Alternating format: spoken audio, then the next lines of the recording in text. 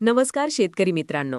आजच्या या व्हिडिओमध्ये आपण पाहणार आहोत शेती क्षेत्रातील अतिशय महत्त्वाच्या आणि ताज्या घडामोडी. राज्यातील शेती, बाजारभाव, हवामान आणि सरकारी निर्णयांचा थेट परिणाम शेतकऱ्यांवर होताना दिसत आहे. त्यामुळे आजच्या या व्हिडिओमध्ये प्रत्येक बातमी शेवटपर्यंत नक्की पहा. सर्वप्रथम पाहूया मुंबईतील सोन्याचे आजचे दर. मुंबईमध्ये आज 24 कॅरेट सोने सुमारे 16,332 रुपये प्रति ग्राम म्हणजेच 1,63,320 रुपये प्रति 10 ग्रॅम आहे.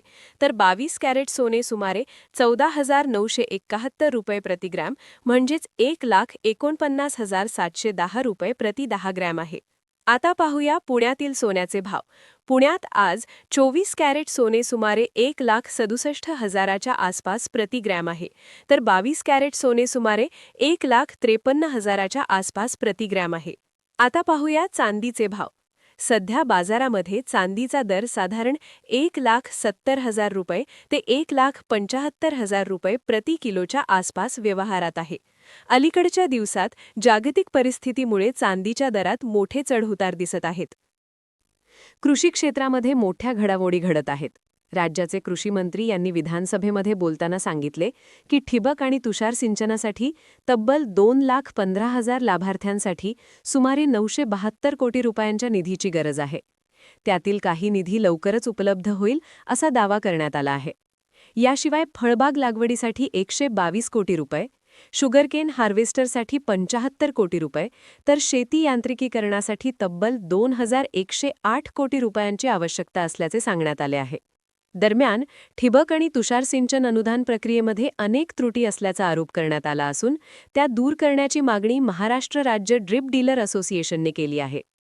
दुसरीकडे आंतरराष्ट्रीय परिस्थितीचा फटका आता शेती क्षेत्राला बसताना दिसत आहे.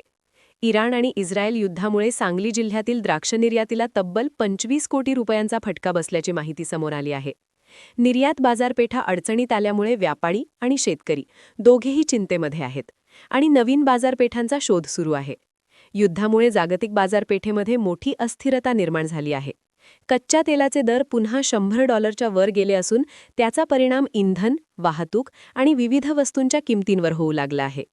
खाद्यतेल, साखर, लोखंड, प्लास्टिक आणि बांधकाम साहित्याच्या किमती वाढू लागल्या आहेत. त्यामुळे घरगुती खर्चामध्येही वाढ होण्याची शक्यता व्यक्त केली जात आहे. दरम्यान देशातील अनेक भागांमध्ये LPG गॅस सिलेंडरसाठी मोठ्या रांगा लागल्याचे चित्र दिसत आहे. केंद्र सरकारने नागरिकांना पॅनिक बुकिंग करू नये असे आवाहन केले असून देशामध्ये पुरेसा गॅस साठा असल्याचा दावा करण्यात आला आहे. आर्थिक क्षेत्रात देखील मोठी घसरण पाहायला मिळाली आहे. सेन्सेक्समध्ये गेल्या 6 वर्षातील सर्वात मोठी साप्ताहिक घसरण झाली आहे.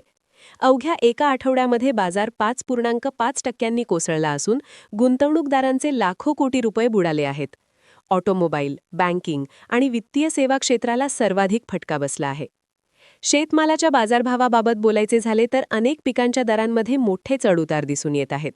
सोयाबीनच्या दरामध्ये थोडी वाढ झाली असून काही बाजारांमध्ये 4,500 रुपये प्रति क्विंटल दर मिळत आहे. दुसरीकडे कांद्याच्या दरामध्ये गेल्या महिन्यामध्ये जवळपास 30% घसरण झाली आहे. केळीच्या दरामध्ये देखील युद्धामुळे मोठी घसरण झाली असून व्यापाऱ्यांवर फसवणुकीचे आरोप करण्यात येत आहेत. कापसाला हमीभावापेक्षा कमी दर मिळत असल्याने कापूस उत्पादक शेतकरी मोठ्या अडचणीत सापडले आहेत. दरम्यान राज्यामध्ये हवामानाबाबत महत्त्वाचा अंदाज वर्तवण्यात आला आहे. 17 ते 20 मार्च दरम्यान राज्यातील काही भागांमध्ये ढगाळ वातावरण तयार होऊन मेघगर्जनेसह पाऊस आणि वादळी वारे येण्याची शक्यता हवामान खात्याने व्यक्त केली आहे. त्यामुळे शेतकऱ्यांनी पिकांची काळजी घेण्याचे आवाहन करण्यात आले आहे. राष्ट्रीय कुटुंब योजनेअंतर्गत पात्र लाभार्थ्यांना आता सरकारकडून 20,000 रुपयांची आर्थिक मदत दिली जाणार आहे. कुटुंबातील कर्ता व्यक्ती मृत्युमुखी पडल्यास या योजनेचा लाभ मिळणार आहे. याच दरम्यान सरकारने रेशन वितरण प्रणालीमध्ये देखील मोठा बदल करण्याचा निर्णय घेतला आहे. 1 एप्रिल 2026 पासून नागरिकांना देशातील कुठल्याही रेशन दुकानातून धान्य घेता येणार आहे. त्यामुळे स्थलांतरित कामगारांना मोठा दिलासा मिळणार आहे. राज्यातील काही भागांमध्ये शेती कामांना वेग आला असून अनेक ठिकाणी गहू आणि हरभऱ्याची काढणी सुरू झाली आहे. मात्र उत्पादन घटल्यामुळे शेतकरी चिंतेमध्ये आहेत. दुसरीकडे अनेक भागांमध्ये पाण्याची पातळी कमी झाल्यामुळे उन्हाळी पेरणीवर देखील परिणाम होण्याची शक्यता व्यक्त केली जात आहे. दरम्यान सरकारकडून सोलर ऊर्जा प्रकल्पांवर भर दिला जात असून अनेक घरांवर सौर ऊर्जा प्रकल्प बसवण्याची योजना राबवली जात आहे. यामुळे भविष्यात वीज बिलामध्ये मोठी बचत होणार आहे. राज्यातील अनेक भागांमध्ये तापमान वाढले असून उष्णतेमुळे भाजीपाला उत्पादनावर परिणाम झाला आहे. बाजारात भाजीपाल्याची आवक कमी झाल्यामुळे काही ठिकाणी दर 40 ते 50% वाढल्याचे व्यापाऱ्यांचे म्हणणे आहे. यामुळे शेतकऱ्यांना उत्पादन घट आणि बाजारात दरवाढ अशी दुहेरी परिस्थिती निर्माण झाली आहे. दरम्यान काही भागांमध्ये अवकाळी पावसामुळे शेतीचे मोठे नुकसान झाल्याचे चित्र समोर आले आहे. राज्यातील हजारो हेक्टर क्षेत्रावरील पिकांचे नुकसान झाले असून कांदा, केळी, डाळिंब आणि भाजीपाला पिकांना सर्वाधिक फटका बसला आहे. अनेक ठिकाणी पिके पाण्यात बुडाल्यामुळे उत्पादन घटण्याची शक्यता व्यक्त केली जात आहे. आता कांदा उत्पादकांसाठी महत्त्वाची बातमी. महाराष्ट्रामध्ये यंदा कांद्याची लागवड मोठ्या प्रमाणात झाली असली तरी हवामानातील बदलामुळे उत्पादनावर परिणाम झाला आहे. काही भागांमध्ये उष्णता तर काही भागांमध्ये पावसामुळे कांदा पिकाचे नुकसान झाले आहे. त्यामुळे आगामी काळात कांद्याच्या दरामध्ये चढ-उतार होण्याची शक्यता तज्ज्ञांनी व्यक्त केली आहे. दुसरीकडे भाजीपाल्याच्या बाजारात देखील मोठे बदल दिसत आहेत. काही बाजार समित्यांमध्ये आवक कमी झाल्यामुळे दर वाढले आहेत, तर काही ठिकाणी माल जास्त आल्यामुळे दर कमी झाले आहेत. शेतकऱ्यांनी बाजारभाव लक्षात घेऊनच विक्री करण्याचा सल्ला तज्ज्ञांकडून दिला जात आहे. दरम्यान राज्य सरकारने पावसामुळे नुकसान झालेल्या शेतकऱ्यांसाठी मदत जाहीर केली आहे. राज्यातील लाखो शेतकऱ्यांना दिलासा देण्यासाठी हजारो कोटी रुपयांचा मदत निधी मंजूर करण्यात आला आहे. या मदतीमुळे पिकांचे नुकसान झालेल्या शेतकऱ्यांना काही प्रमाणात आर्थिक आधार मिळणार आहे. शेतकऱ्यांच्या आंदोलनाबाबत देखील महत्त्वाची बातमी समोर आली आहे.